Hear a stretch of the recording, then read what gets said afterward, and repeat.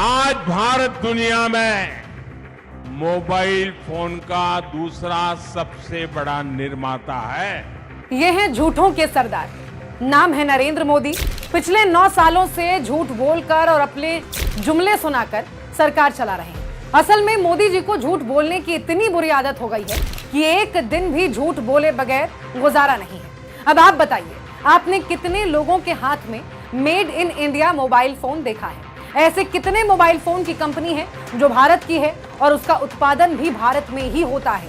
ज्यादातर लोगों के हाथ में Oppo, Vivo, Redmi, Realme, Apple, Samsung यही नजर आता है और ये सारी कंपनियां विदेशी हैं। तो आखिर भारत में बनने वाले फोन जाते कहां? क्या Modi ji made in India mobile phone इस्तेमाल करते हैं?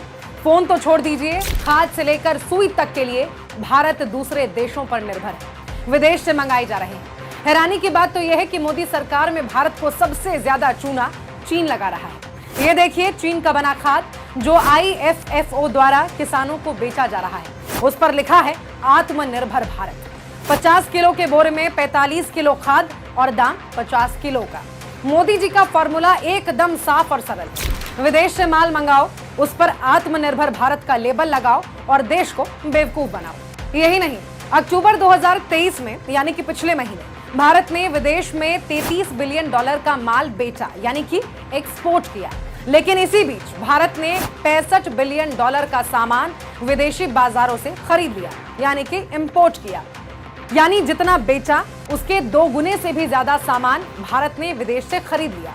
अगर भारत आत्मनिर्भर होता, अगर मेक इन इंडिया का मिशन कामयाब हुआ होता, तो भारत को इतना ज्यादा माल विदेशी बाजारों से खरीदने की जरूरत नहीं पड़ती और भारत का पैसा देश से बाहर नहीं जाता।